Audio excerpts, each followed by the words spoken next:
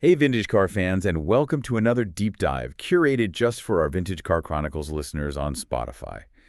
Today, we're buckling up for a century-long ride through the history of MG cars. A brand that's really seen it all, from those humble beginnings to becoming globally recognized like they are today. Yeah, all those twists and turns. It's almost like a Hollywood movie just waiting to happen. Hmm. So where do we even begin with a story this big? Well, you gotta start in the 1920s, Oxford, with a guy named Cecil Kimber. He's the brains behind MG. And his vision, turn those everyday Morris cars into something sportier, give them a bit more punch. So basically, he was like an early tuner. Before tuning was even really a thing, it's like he saw this hidden potential in those Morris cars. Speaking of which, what about that very first MG? I'm picturing something sleek and sporty just tearing through the English countryside. It was actually a bit more practical than that. The first MG was called the 1428 Super Sports, and it was a modified Morris Oxford, not quite the sleek sports car you might imagine. A souped-up Oxford. That's kind of cool, though. I mean, it really shows how MG was all about making that sporty feeling accessible. You hit the nail on the head with that one. They were pioneers in making sports car ownership possible for everyday people. And of course, you can't talk about early MG without mentioning that iconic octagon logo. Oh, yeah, that logo is instantly recognizable, almost as legendary as the cars themselves. Hmm. When did that first pop up? In their very first advertisement, right alongside phrases like real speed and beautiful proportions, you can tell they had big aspirations right from the start. So aiming for that premium feel right out of the gate. It's fascinating how that early branding really set the stage for everything MG would become, but they didn't stay in Oxford forever, did they? By 1929, they needed more space, so they moved the operation to Abingdon, which practically became synonymous with MG. Ah, Abingdon.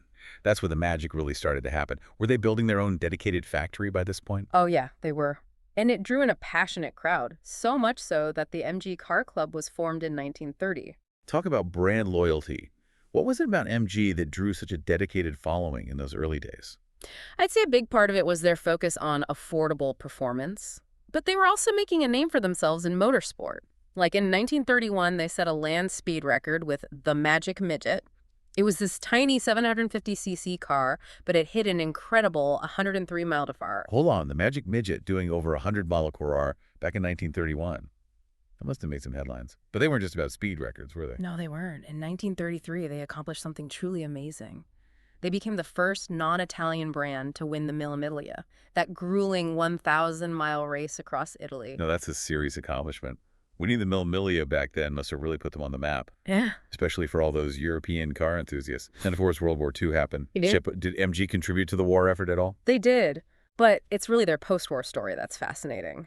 American GIs stationed in Britain during the war totally fell in love with the MG T-type. It just represented this charming blend of sportiness and, British character. Oh yeah, that's the start of America's love affair with the British sports car. You could even say that MG was like a cultural ambassador, introducing that classic British driving experience to a whole new audience. I like that, a cultural ambassador. The U.S. actually became MG's biggest export market. And they weren't just riding on nostalgia. In 1957, at Bonneville Salt Flats, the EX181 hit a mind-blowing 245 mph with Sterling Moss at the wheel, no less. Sterling Moss driving an MG. Now that must have been something to see.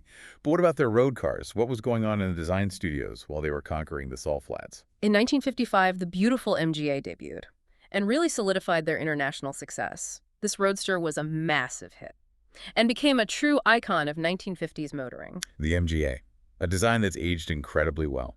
What do you think the secret to its enduring appeal is? It's got to be that classic roadster profile. Long hood, low-slung cockpit, those flowing lines. It just captures that sense of freedom and adventure that people associate with open-top motoring.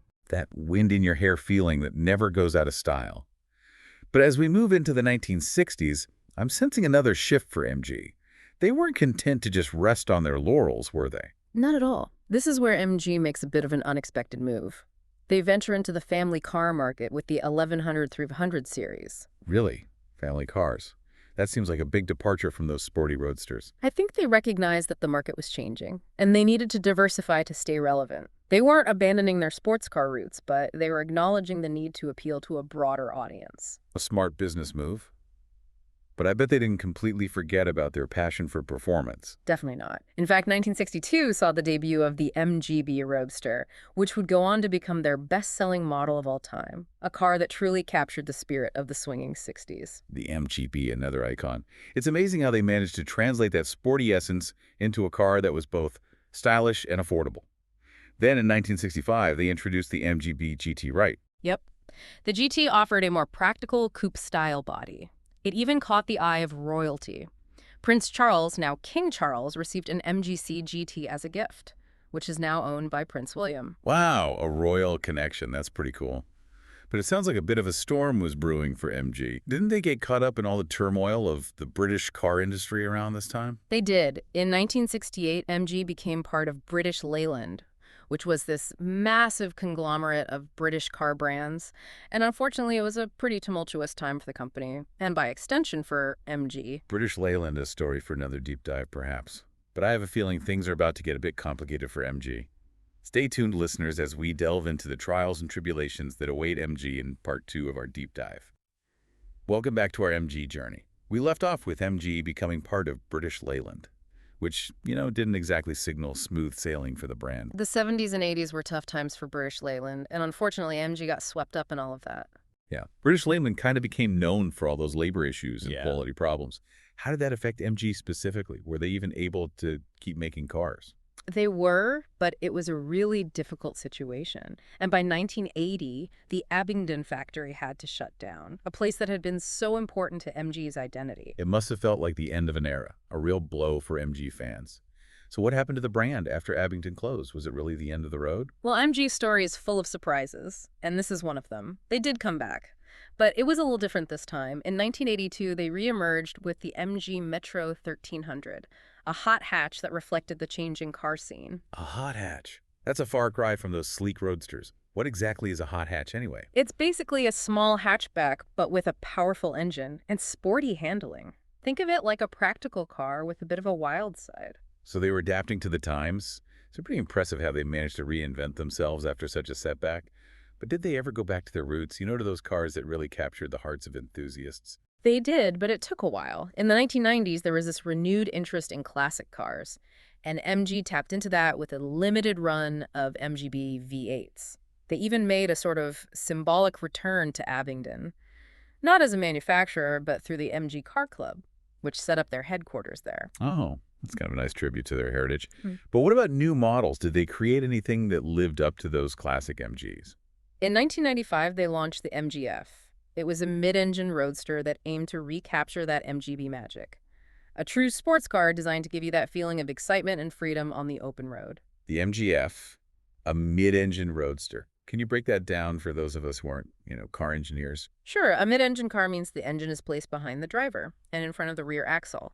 It gives you perfect weight distribution, which means amazing handling, perfect for a sports car. Ah, so that's why car people get so excited about mid-engine cars. It's all about that connection to the road. But there's a twist to the MGF story, right? Something about its availability in the U.S.? Yeah, so the MGF was successful globally, but it never made it to the U.S. market. At the time, MG was part of the Rover group, which was owned by BMW, and BMW didn't want the MGF competing with their own Z3 Roadster. Wow, so even a car as promising as the MGF could be sidelined by corporate decisions. So besides the MGF, what else was MG up to at this point? Well, they were also making models like the MG ZR, ZS, and ZT. Essentially, they were rebadged Rover cars with a sportier look, a way to keep the MG brand going during a pretty uncertain time. Makes sense. It seems like they were walking a tightrope, trying to balance their heritage with the realities of the market. But they also weren't afraid to push the boundaries, like with that high-performance MG X-Power SV they tried to make. The X-Power SV was a really ambitious project. Carbon fiber body, powerful V8 engine, and a price tag to match. But it wasn't a commercial success. They only made a handful before MG Rover ran into financial trouble. Ah, yes, the collapse of MG Rover in 2005. Another turning point for MG. This deep dive is full of twists and turns. I know MG is still around today. So how did they manage to pull themselves back from the edge this time? This is where MG's story takes a really global turn. Instead of another British company coming to the rescue, it was a Chinese company called Nanjing Automobile Corporation, or NAC. A Chinese company taking over a British icon. That's quite a development. What was the thinking behind that move? NEC saw the potential in the MG brand, and they were looking to expand globally themselves.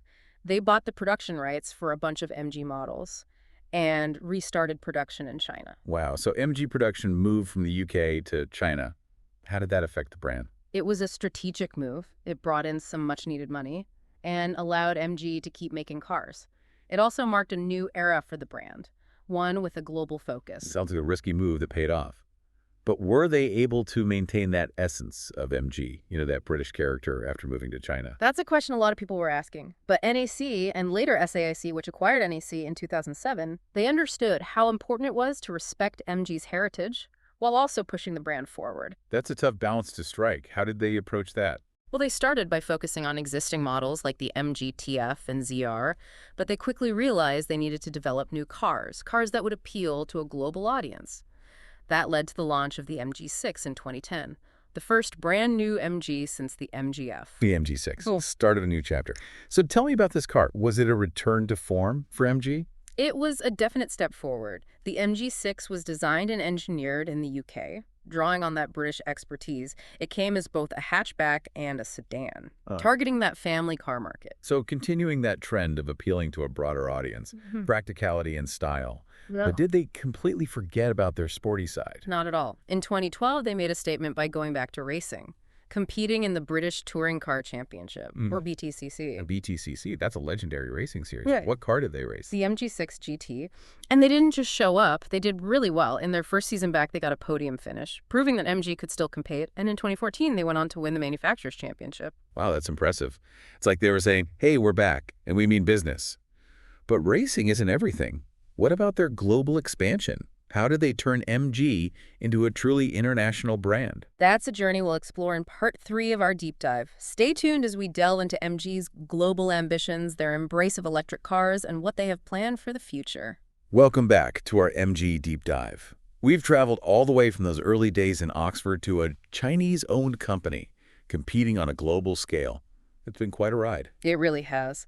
And in this final part, we'll look at how MG has navigated this ever-changing car world, embraced new technologies, and positioned itself for the future. You mentioned global expansion. Yeah. Where are MG cars sold these days? It's definitely not just a British brand anymore. You're right about that. MG is a truly global player now, with sales in over 100 countries across Europe, Asia, South America, Australia, you name it. Over 100 countries, that's impressive. What's driving that success? Is it just because they're affordable? Or is there more to it than that? Affordability definitely plays a role, especially in those emerging markets.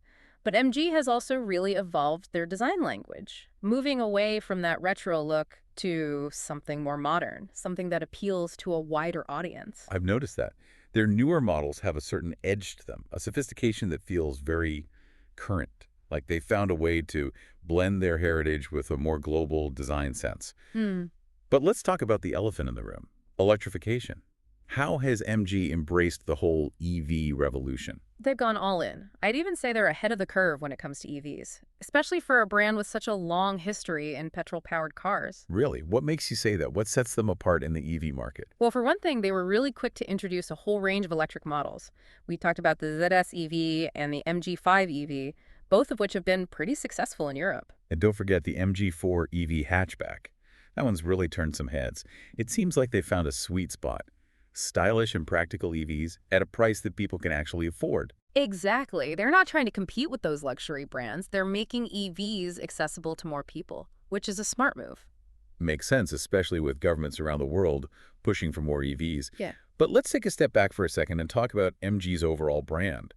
They've gone through so many changes over the years. How do they see themselves today? That's a good question.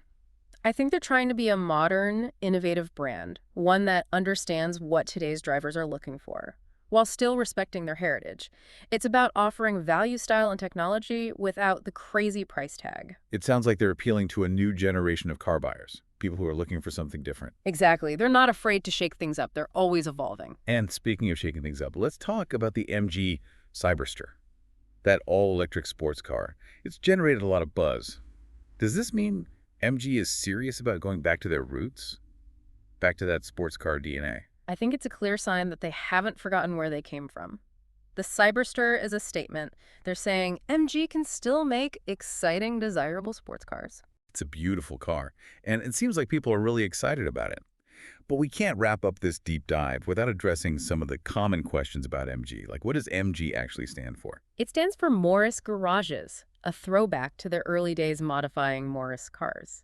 It's amazing how those two letters have become so iconic. It really is. Here's another one that comes up a lot. Is MG still a British brand? Given that it's owned by a Chinese company now, and most of the cars are made in China. That's a tough one. MG's ownership and production have changed, but they still have a design and engineering presence in the UK, and they've got that century-long British sports car heritage. Right, that heritage is still part of the brand. Absolutely. And that's what makes MG so interesting. They bridge cultures and have a global perspective. A real blend of East meets West, heritage and modernity. Well, I think we've covered a lot of ground in this MG deep dive. From their humble beginnings in Oxford to a global presence focused on electrification. It's been a journey full of twists and turns. It speaks to their resilience and their ability to adapt and evolve. They've faced so many challenges, but they've always found a way to come back stronger. It's an inspiring story. I think it holds some valuable lessons for anyone who loves cars, or anyone who's trying to build a successful brand. I agree. MG's story reminds us that even in a world that's changing so fast, you can stay true to your values while also embracing innovation and adapting to new realities. Well said. It's been great exploring the world of MG with you, and a huge thank you to all our listeners, especially those tuning in from Vintage Car Chronicles on Spotify. We hope you enjoyed this deep dive into the incredible history of MG cars. And don't forget, there's a new episode of Vintage Car Chronicles every day, so subscribe and join us for more car adventures. Until next time, keep those engines revving and your passion for cars alive.